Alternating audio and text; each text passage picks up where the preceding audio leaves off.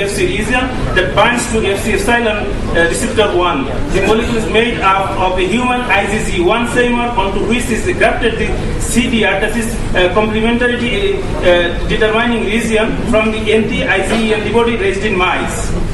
So this is general representation of methods to produce monoclonal antibodies.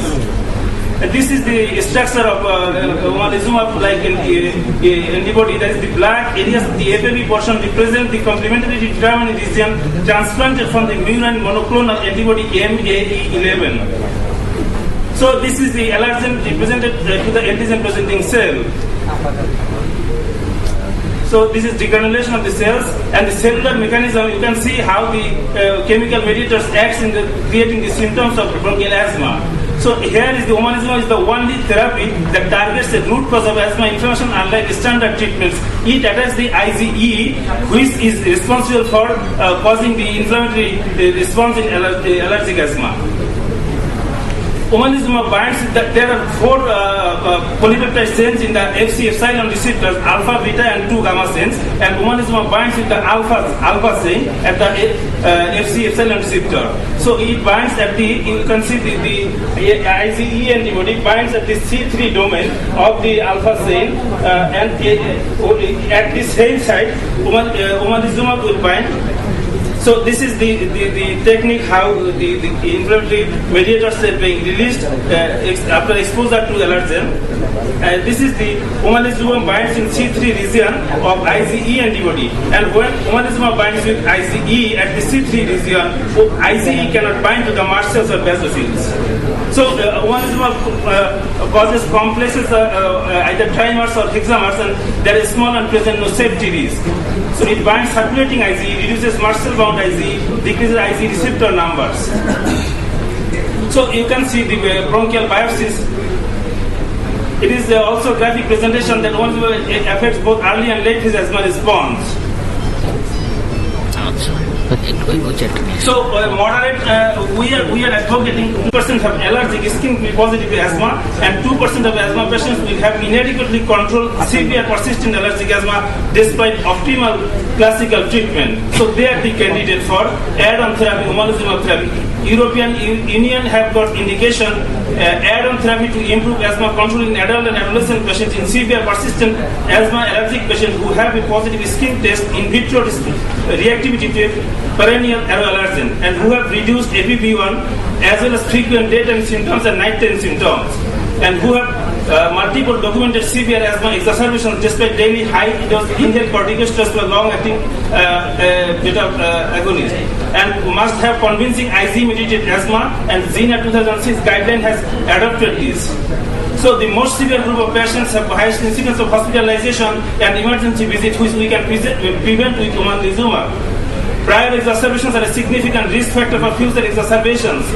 Previous admission to hospital increase the risk of asthma mortality nearly tenfold. All this can be prevented by omalizumab. Despite inhaled corticosteroids or additional long-acting beta agonist, 74% of patients use rescue therapy each day.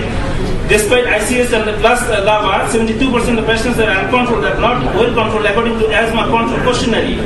So uncontrolled severe asthma is a severe problem, a significant problem, and IgE plays the central role in this group of allergic asthma patients, and correlation between total IgE levels and the risk of developing asthma in adults has been reported. The view that prevalence of atopic declines with age has been challenged, and a high proportion of patients with severe asthma have allergic asthma. So prevalence of asthma is related to the level of serum IgE. Expression of FC epsilon receptor 1 has been reported to be increased in fatal asthma. So this is epsilon receptor is decreased by omalizumab. Omalizumab downregulates IgE receptors in patients with perennial allergic rhinitis. Omalizumab significantly reduces FC epsilon receptor cells in the submucosa. Omalizumab significantly reduces mucinous counts in allergic asthma. Omalizumab inhibits early and late phase asthma response in patients with allergic asthma. So we definitely you can understand that in many respects omalizumab helps in controlling the severity of asthma, and the world scientist body have advocated to use omalizumab definitely it is a drug. It has got some side effects, but that has been compared with the placebo, and control trials have shown that these side effects are not that much serious one, and this drug is well tolerated.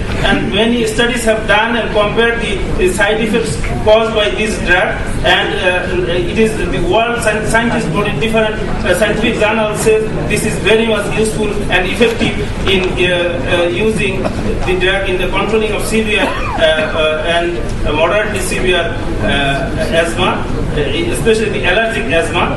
And thank you, ladies and gentlemen, for your question here. Thank you. Honorable chairpersons, respected teachers, learned colleagues, ladies and gentlemen, Assalamu alaikum, and very good evening to everybody. I welcome you all to my today's presentation, Omalizula in the management of asthma. Rather, I want to say Omalizula, an expensive drug in the management of difficult asthma. Respected chairpersons, with due respect, I want to differ with my learned colleague. 90% of population in Bangladesh are poor or lower middle class, where a patient cannot afford to purchase a cheaper preventer drug like inhaled betamethasone. Rather, he or she is continuing a cheaper oral prednisone for a long time, which has so many side effects. I am surprised how my learned colleague is giving emphasis to purchase such an expensive drug, Omalizula, for a long time, which is 120 to 240 times more expensive than inhaled betamethasone. Omalizula, we know it is a immunized monoclonal antibody and IgE blocker. We are exposed to multiple known or unknown allergens in our surroundings in Bangladesh.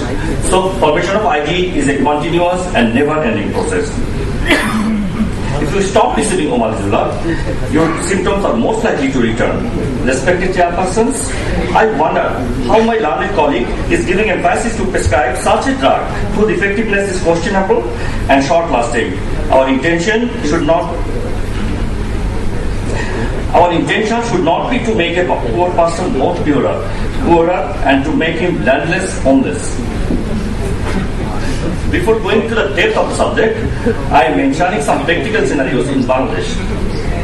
A 40-year-old male from Nijundip, Hatia, Noakhali presented to an internist with moderate to severe persistent allergic asthma who remained symptomatic despite optimum conventional therapies. He was prescribed with Omalizula 13 doses in 1 year. First month, 2 doses fortnightly. Next 11 months, 11 doses. 30 milligram per dose. Weight 50 kg. Baseline IgE 200 international units per ml. Total cost in 1 year is 7,72,980 taka, which is equivalent to 11,024 US dollar. Have to mention, one vial contains 150 milligram, which costs about 29,730 taka. The total dose, each dose contains 300 milligram, equivalent to 60,000 taka, which is so expensive. In comparison, betamethasone, one vial, one canister betamethasone is only 250 taka.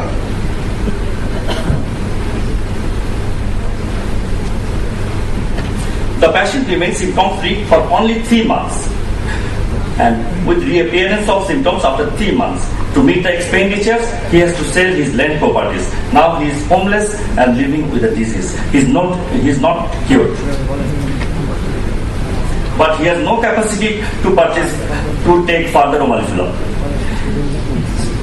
Next scenario, a 35-year-old lady with moderate persistent allergic asthma was prescribed step 3 asthma treatment. Inhaler betamethasone, inhaled